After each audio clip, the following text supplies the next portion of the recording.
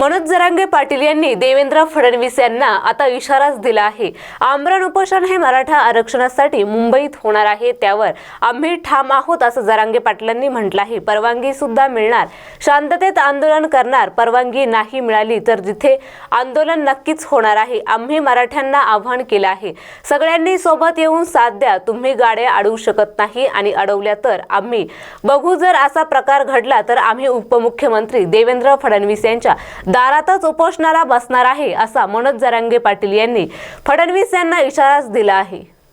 दिवस किती लागो? शंभूराज देसाई असं म्हणाले की मनोज जरांगे पाटील यांनी संयमानं घ्यावे आणि जे क्युरिटी पिटिशन दाखल झाले त्या सुनावणीमध्ये कोणते मुद्दे मांडायचे हे सरकारसोबत चर्चा करावी किंवा सोबत दिलेले यावं का VC द्वारे आपण बोलू शकतो। आणि ठीक आहे ना, ते जवळचे तेव्हा बघू काय म्हणले तर देसाई साहेब, परंतु आम्ही मुंबईला येणार आहेत आणि संयम आहे, शांत आहेत आम्ही। संयम नसतं तर 6 महिने वेळ सरकारला आम्ही दिलाच नसतं। संयमाचे पात्र मुंबईला यायला आता मराठाच्या घरातला एक बी थांबू शकत नाही। अख्ख्या घरातल्या मराठ्यांनी तयारी सुरू केल्यात। स्वतःच्या पोराला नाही द्यायचं म्हणलं, घरी बसून काय करणार आहेत लोक? घरी नाही बसत, घरी बसले पोराचं वाटलं झालं। मराठे पडले बाहेर, मराठे पडलेच बाहेर। काहींची अर्धवट तयारी आहेत, काहींच्या पुऱ्या होत्या ना, आता आणखीन दिवस आता देत। तुम्ही बघा तयारी तर बघा कशी होती।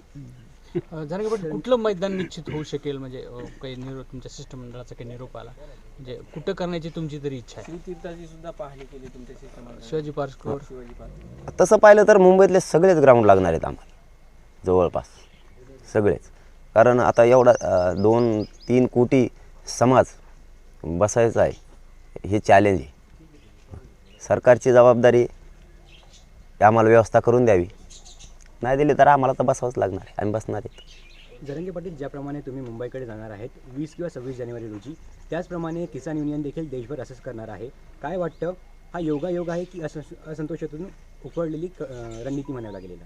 नाही तर कोणत्या दिवशी पोहोचतो हे सांगता येणार नाही। 20ला मात्र गाव सोडणार आहेत, लोकांची फजिती। हां, किसान युनियन पण असंच करणार आहे। आता त्यांचं मला माहीत नाही ना, ज्यांचं अधिकृत माहिती घेतो मी, ते काय करणार आहेत काय नाही, अधिकृत माहिती नाही त्याच्यावर बोलू नये। परंतु आमच्याबद्दल आम्ही असं सांगतो की 20 जानेवारीला आम्ही गाव सोडणार आहे। दिशा मुंबईची आहे आणि ध्येय आरक्षणाचं आहे, आम्ही त्या दिशेनं चाललो आहे। दिवस मात्र 5 आहेत का 6 आहेत का 8 आहेत हे सांगता येणार नाहीत, कारण माझ्या चालणाऱ्या लोकांची सुद्धा फजिती नाही झाली पाहिजे। त्यांना नुसतं पळवायचं, रात्रंदिवस पाय सुजले दुखणे आले तिथे नेऊन ॲडमिट करायचं का त्यांना मुंबईत नेऊन? सगळे सुरक्षित राहिले पाहिजे, सगळ्या समाजाच्या हिशोबानं सगळ्याला चालावं लागणार आहे। पोरांना पळता येतं आहे म्हणून ते पळणार, जोरात चालणार, आणि वयोवृद्ध त्यांचा विचार नाही करायचा, मुलांचा विचार नाही करायचा। तारीख म्हणजे एखादी समजा अमुक तारखेला पोहोचणार आहेत, तिथे गेल्या का वाटप आहे का आरक्षणाची? मग जायच्या आधी हुकन नाही ना, तसं असतं मग तर हेच वाहनं पळलेली असते आम्ही डायरेक्ट। मग तर 21ला जाऊ शकतो सकाळी आम्ही तिथं, 20ला इथून वाहनात बसायचं, 21ला सकाळी हजर। काय ताण आहे का? 21ला वाटप हे आरक्षणाची, आम्ही त्या दिशेनं चाललो आहे। 1-2 दिवस मागं पुढं होऊ शकतं, पण लोकांच्या हिशोबाने चालायला लागणार आहे आम्हाला। लोक काय ते नेऊन ॲडमिट नाही करायची, लोकांच्या जीवाची काळजी आम्हाला घ्यायची। जरांगे पाटील, हा सगळा दौरा पायी असेल का अधूनमधून रात्रीचा वेळी वगैरे असं वाहन होऊ शकेल ना? नाही, पायी शब्द दिला, पायी। हो, पायी शब्द दिला, पायी। सगळा मराठा समाज पायी चलत, त्याच्या आत मराठ्यांना आरक्षण कायमचं जाहीर करावं। तर एकदा अंतरवाली सोडली, विषय संपला, मुंबईत जाणार म्हणजे जाणार। विस्तार केला तुम्ही, मुख्यमंत्र्यांशी काही बोलणं झाले का तुमचं? मुख्यमंत्र्यांनी काय आवाहन केलं होतं का तुम्हाला? किती वेळा बोलणं झाले घोषणेच्या नंतर? नाही, त्यांचा परवा फोन आला होता, तब्येतीची फक्त विचारपूस करायला, कशी आहे काय, बस। आणि आम्ही ते समितीचा विषय त्यांना सांगितला, हे समितीने काम केलं पाहिजे। महाजन साहेबांना सुद्धा सांगितलं की समितीनं काम मराठवाड्यात वाढवलं पाहिजे आणि महाराष्ट्रातसुद्धा वाढवलं पाहिजे।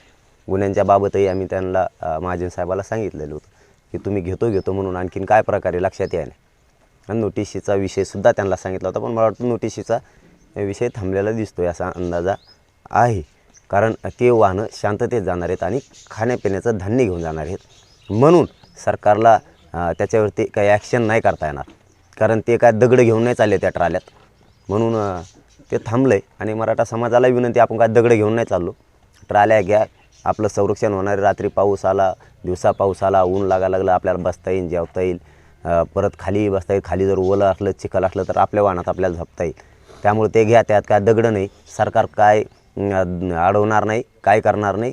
आणि जप्ती केली तर फडणवीस साहेबाच्या घरी जाऊन बसू सगळेजण. 20 तारखेला मराठा समाज मुंबईला आंदोलन करण्यासाठी जात आहे. दरम्यान ओबीसीच्या नेत्यांनीही मुंबईमध्ये आंदोलनासाठी परवानगी मागितली आहे. त्याच दरम्यान नाही, त्यांचं नाही मला माहीत, ज्याला ज्याला अधिकार आहे त्यांच्याबद्दल आम्हाला नाही माहीत. त्यांनी 2-3 दिवस झाले भुजबळांचं काही स्टेटमेंट येत नाही.